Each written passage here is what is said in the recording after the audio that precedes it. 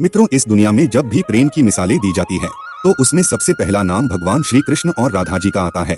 धार्मिक ग्रंथों के मुताबिक श्री कृष्ण को अपार प्रेम का प्रतीक माना जाता है और पुराणों के अनुसार ऐसा बताया जाता है कि श्री कृष्ण की 16,108 रानियां थीं, जिनमें से रुक्मणी और सत्यभामा उनकी सबसे मनपसंद रानियां थीं। इसके अलावा ये भी बताया जाता है कि श्री कृष्ण अपने बचपन में गोपियों के साथ गोकुल में रासलीलाएं किया करते थे, जिनकी कहानियां आज भी सबसे ज्यादा मशहूर है। लेकिन मित्रों, क्या आपको ये पता है कि सभी को प्रेम सिखाने वाले श्री कृष्ण का नाम आज भी केवल और केवल राधा जी के साथ ही क्यों लिया जाता है? आपने जब भी कृष्ण भक्तों को देखा होगा तो गौर किया होगा कि वह हमेशा ही राधे श्याम नाम का ही जप करते हैं। इस दुनिया में जब भी श्री कृष्ण और राधा जी के प्रेम का कहीं जिक्र किया जाता है तो सभी के मन में अक्सर ये सवाल उठता है कि जब आखिर श्री कृष्ण और राधा जी के बीच इतना अधिक प्रेम था तो इन दोनों ने आपस में विवाह क्यों नहीं किया? मित्रों, अगर आप भी जानना चाहते हैं कि श्री कृष्ण और राधा जी का विवाह किन कारणों से नहीं हो पाया तो बने रहिए हमारे साथ वीडियो के एंड तक। नमस्कार मित्रों, स्वागत है आपका आज के इस नए वीडियो पर एक बार फिर।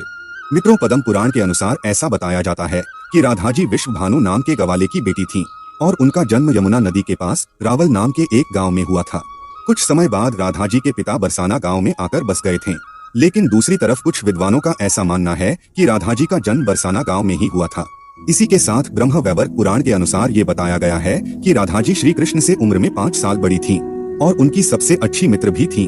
ऐसा कहा जाता है कि जब श्री कृष्ण और राधा जी पहली बार मिले थे तो राधा जी श्री कृष्ण के एक झलक देखते ही उन पर मोहित हो गयीं और उन्होंने कृष्ण को पहली बार तब देखा जब माता यशोदा ने उन्हें माखन खाते हुए ओखली से बांध लिया था। मित्रों, जब श्री कृष्ण बांसुरी बजाते थे तो उनकी बांसुरी की धुन सुनते ही राधा जी दीवानी हो जाती थीं और बेसुध होकर नाचने लगती थीं। इसके साथ साथ ये बताया जाता है कि राधा जी श्री कृष्ण के बांसुरी की धुन में इतना खो जाती थीं कि उन्हें अपने घर का भी ध्यान नहीं रहता था, जिस वजह से समाज के लोगों ने राधा जी को ताने मारना चालू कर दिया और इस बात को लेकर राधा जी के घर वालों ने उनका घर से निकलना भी बंद कर दिया था। लेकिन जब श्री कृष्ण जी को यह बात पता चली कि राधा जी के घर वालों ने उनका घर से निकलना तक बंद कर दिया है तो उन्होंने ये बात यशोदा माता को बताई और वो राधा जी से विवाह करने की जिद करने लगे। लेकिन लाख कोशिश करने के बावजूद भी श्री कृष्ण माता यशोदा को नहीं मना पाए और माता यशोदा ने श्री कृष्ण को ये कहकर टाल दिया कि एक तरफ तो राधा जी उनसे उम्र में 5 साल बड़ी हैं और दूसरी तरफ उनका विवाह भी पहले से तय हो चुका है। यशोदा माता ने जब यह बात नंद महाराज को बताई तो उन्होंने भी श्री कृष्ण को बहुत समझाया और राधा जी से विवाह न करने की सलाह दी। लेकिन इतना समझने के बावजूद भी जब श्री कृष्ण राधा जी से विवाह करने की जिद नहीं छोड़ रहे थे तब नंद महाराज श्री कृष्ण को ऋषि गर्ग के पास ले गए और जब श्री कृष्ण ऋषि गर्ग के पास गए तो ऋषि गर्ग ने श्री कृष्ण को बताया कि उनके असली माता पिता देवकी और वसुदेव हैं, जिनको उनके मामा कंस ने बंदी बनाकर रखा है। इसके साथ साथ ऋषि गर्ग ने श्री कृष्ण को यह भी समझाया कि उनका जन्म केवल और केवल दुष्टों का नाश और धर्म की स्थापना करने के लिए हुआ है। और जब ऋषि गर्ग ने श्री कृष्ण को उनकी वास्तविकता से परिचय कराया तभी से राधा जी और श्री कृष्ण के बीच दूरियां पैदा होने लगी। कुछ समय बाद श्री कृष्ण जब और बड़े हुए तो उन्हें कंस के बुलाने पर वृंदावन छोड़कर जाना पड़ा। कहा जाता है कि जब श्री कृष्ण वृंदावन छोड़कर मथुरा जा रहे थे तो वो चुपके से राधा जी के घर उनसे मिलने पहुँचे थे और उनसे बिना कुछ कहे ही उनको अपनी बांसुरी तोहफे में दे दी थी।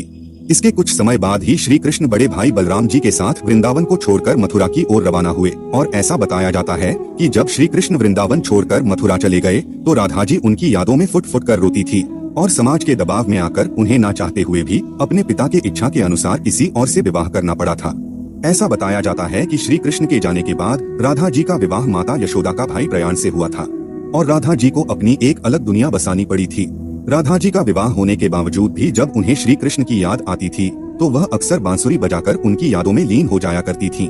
वैसे मित्रों, श्री कृष्ण और राधा जी का विवाह न होने के पीछे 2 कथाएं और भी प्रचलित हैं, जिसमें पहली कथा के अनुसार ये बताया जाता है कि ऋषि शुक्लाचार्य भगवान विष्णु से भी ज्यादा ज्ञानी थे, लेकिन इसके बावजूद भी देवराज इंद्र शुक्लाचार्य के बजाय भगवान विष्णु को अपना गुरु बना लिया था।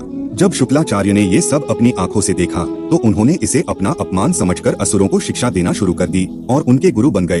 असुरों का गुरु बनते ही शुक्लाचार्य ने देवराज इंद्र से अपने अपमान का बदला लेने की ठानी, लेकिन उनके सामने ये समस्या खड़ी थी कि ये देवताओं को तो तवामारता का वरदान मिला हुआ था, लेकिन राक्षसों को ऐसा कोई वरदान प्राप्त नहीं था। इसी वजह से राक्षस कभी भी देवता से नहीं जीत पाते थे। इस समस्या को सुलझाने के लिए असुर गुरु शुक्राचार्य ने भगवान शिव की घोर तपस्या की और उन्हें प्रसन्न किया। इसी के साथ साथ शुक्राचार्य ने भगवान शिव को ही अपना गुरु बना लिया। भगवान शिव को अपना गुरु बनाते ही शुक्राचार्य ने उनसे मृत संजीवनी वरदान पाने की सोची। मित्रों, आपको बता दें कि संजीवनी वरदान एक ऐसा वरदान है जिससे किसी भी मरे हुए इंसान को वापस जिंदा किया जा सकता है। मृत संजीवनी वरदान के लिए जब शुक्राचार्य भगवान शिव की तपस्या करने जा रहे थे तो उन्होंने सभी राक्षसों को अपने माता पिता ऋषि भृगु और काव्य माता की कुटिया में रहने के लिए कहा, ताकि उनके होते हुए कोई भी देवता राक्षसों को नुकसान न पहुंचा सके।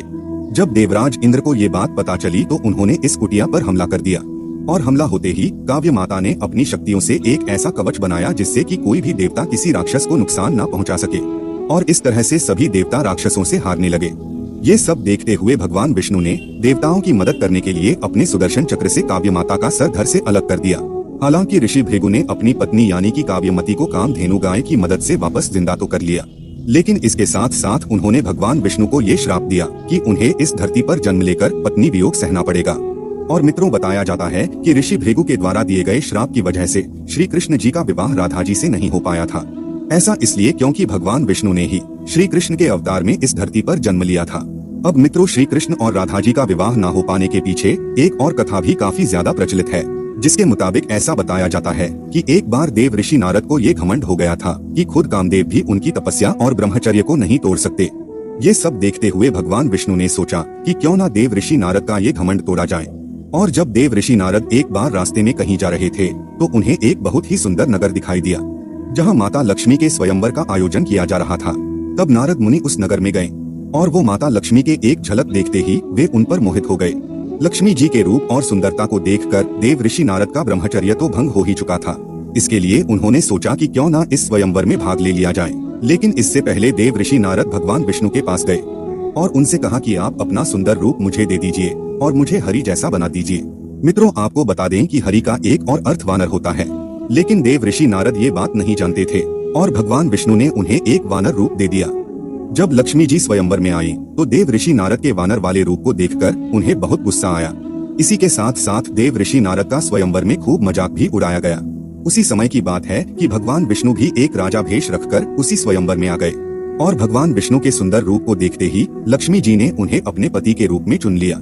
ये सब देखकर स्वयंवर में बैठे सभी लोग देव ऋषि नारद की और भी ज्यादा हंसी उड़ाने लगे और उन्हें कहा कि पहले जाकर अपना रूप तो देखो। जब देव ऋषि नारद ने शीशे में जाकर अपना रूप देखा तो इन्हें अपना वानर वाला रूप देखकर बहुत गुस्सा आया। इसी के साथ साथ देव ऋषि नारद भगवान विष्णु को भला बुरा कहने लगे और उन्हें श्राप दिया कि जिस तरह से मैं स्त्री वियोग में तड़प रहा हूँ उसी तरह तुम्हें भी अपने हर जन्म में स्त्री वियोग सहना पड़ेगा। लेकिन इसके कुछ समय बाद नारद मुनि को अपने गलतियों का एहसास हुआ और उन्होंने भगवान विष्णु से इस बात के लिए क्षमा मांगी। इसके बाद भगवान विष्णु ने नारद मुनि को क्षमा करते हुए बताया कि ये सब तो उनकी ही माया थी। वैसे मित्रों, कमेंट करके बताइए कि आपको क्या लगता है, इनमें से किस श्राप के कारण श्री कृष्ण और राधा जी का विवाह नहीं हो पाया। फिलहाल आज के वीडियो में बस इतना ही।